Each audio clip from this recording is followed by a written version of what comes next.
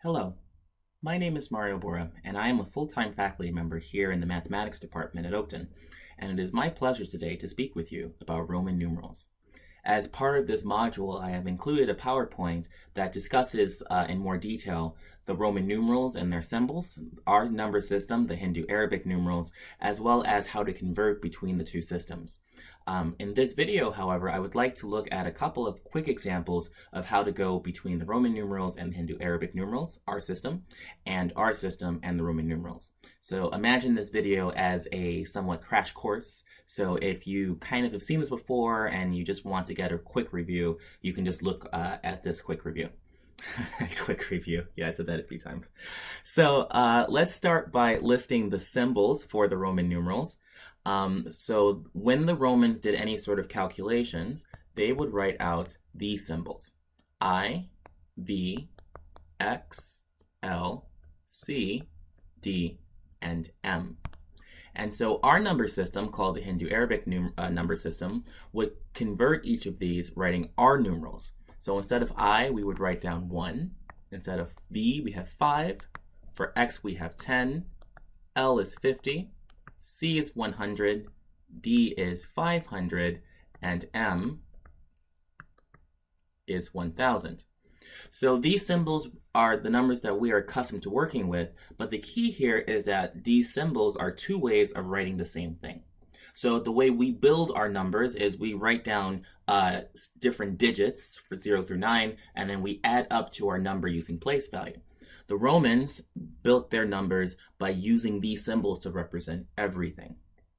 So imagine, for example, that you have the Roman numeral XVI. So the Romans would write this down, and we want to know what is our number equivalent for this Roman numeral. So the first thing we want to do is we would write down all of the symbols that we see into our numbers.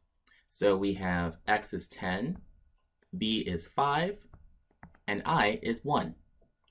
So as I read the numbers from left to right, if I see the next number is equal to the number I just had, or if it's less than the number I just had, then I add it on. So here I have 10, so I start with that. 5 is a smaller number, so I add it on. 1 is a smaller number, so I add it on. And since all I'm doing is adding here, I get my final number is 16. Now imagine if you have the number XIV.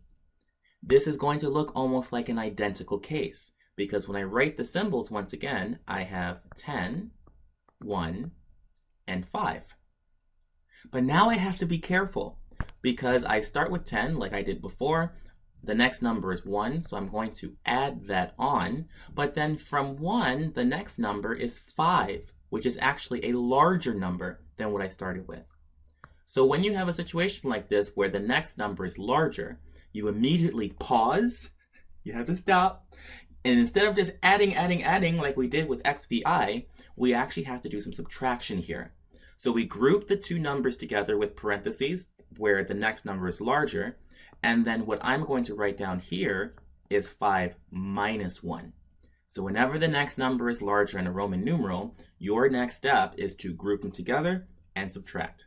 So by order of operations, this would be 10 plus 4, or 14. And so we see that the Romans are able to represent different numbers using the same symbols based on the way they write the symbols. Okay, so let's look at another example. And so suppose I have the Roman numeral XLVIII. Okay, so a little bit longer, and so I'd still do the same thing. I start by writing down all of the Hindu-Arabic numerals that I see here. So X is 10, L is 50, V is 5, and then I have 1, 1, 1. Okay, so now I'm going to change to red, and I'm going to start grouping. So here I have 10, the very next number is 50. Because 50 is larger than 10, I'm going to write down 50 minus 10.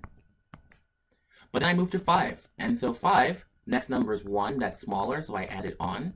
Then from 1, next number is 1 again, that's the same number, so I add it on. And then 1 is the same number, so I add it on.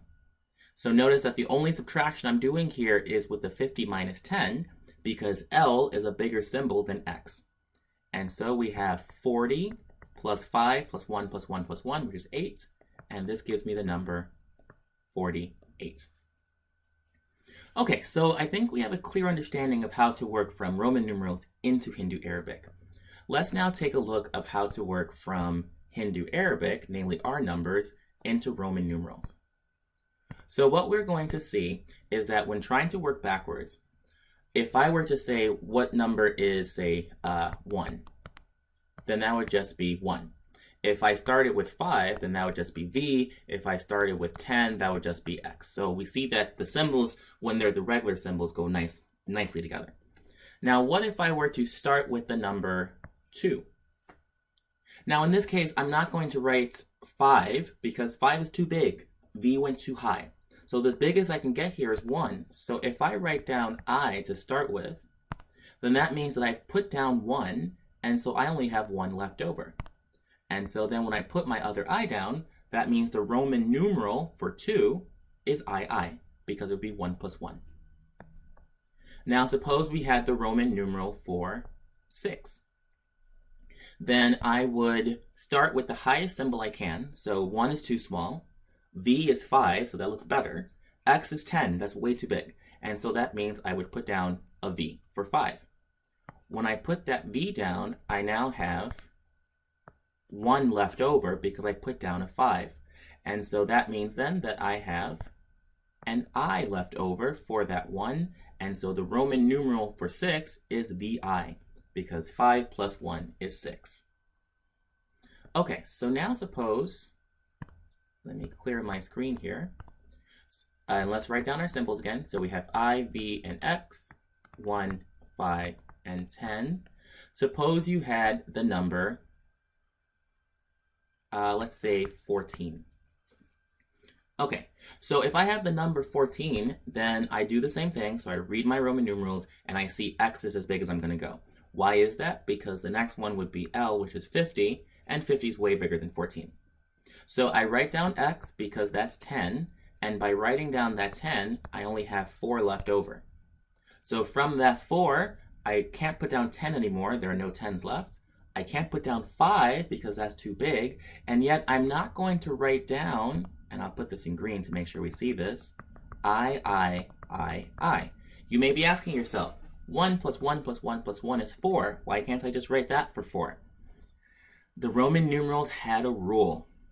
We never write more than 3 of any symbol. And so this is the case that we have here. I have 1, 2, 3, 4 I's written down, and the Romans didn't let me do this. They realized that by only allowing 3 symbols, they would be able to see when they had to subtract. So in this case, because I want to write down 4 of the 1s, that means that I'm not going to add to get up to 4. I am going to subtract to get up to 4 by putting IV. Because IV is 1, 5, and 5 minus 1 is 4. So I would have the 10 from the X plus the 4 giving me the 14. And so this is how we write 14. Now imagine that we have, and so let me clear my screen again. To do one more example, suppose we have the number 39. So I'm going to go a little bit faster here because I'm assuming that we're a little more comfortable with the symbols. 30. So 30 is not 40, so I can write down XXX. I don't have to worry about the fact I've written 4 symbols. So I have X, X, X, because that would be 10, 10, and 10. Add those 10s together, and you have 30. So that would leave me with 9. In terms of 9, I have a 5 in there, and so I might want to do 5 and then 1, 1, 1, 1, because you may be thinking that would be 5 and then 4 1s. 5 and 4 1s makes 9. But wait, we know that we cannot have more than 3 symbols. So this is a problem. We can't have that happen. So instead of having 5 I, because we have to write down 4 symbols to add, we would subtract here. So my symbols are I'm going to just do the ones I need. So my symbols are I, V, and X, which are 1, 5, and 10. I tried to use V and I to build up to 9, but I needed 4 I's, which means I'm not going to use the 5 here, I'm going to use the 10. So if I use IX, then this is 1 followed by 10. This is now so much bigger that 10 minus 1 gives me my 9. So when you're building Roman numerals, it's a little tricky, but there is something to kind of keep in mind here, and I do say this in the PowerPoint. Always, always, always be careful of 4s and 9s. If you see this number or this number anywhere in your number, it means that you're going to have to subtract to make this number, because we are not allowed to have more than 4, or more than 3 of any one symbol. So just so that we can see this, let's do one last example. So I will clear my screen, and let's do an example with the number 139. Now, I don't think you'll have to actually write this number out, because you probably won't have someone who has 139, say, pills or whatever, but just in case you have to use this, we start with 100. The Roman numeral for 100 is C. And so by writing the 100, I'm now just down to 39.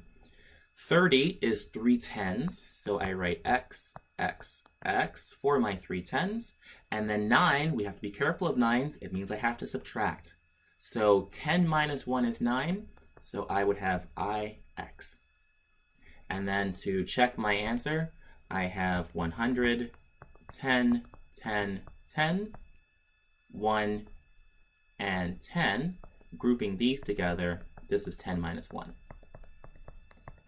And so we would have 100 plus 30 plus 9, which is 139. So this is the end of my video. If you have any questions about converting between Roman numerals or into Hindu-Arabic numerals or vice versa, please feel free to contact me at the email address in the PowerPoint. And I will be happy to get back to you and offer some more examples. Have a wonderful day.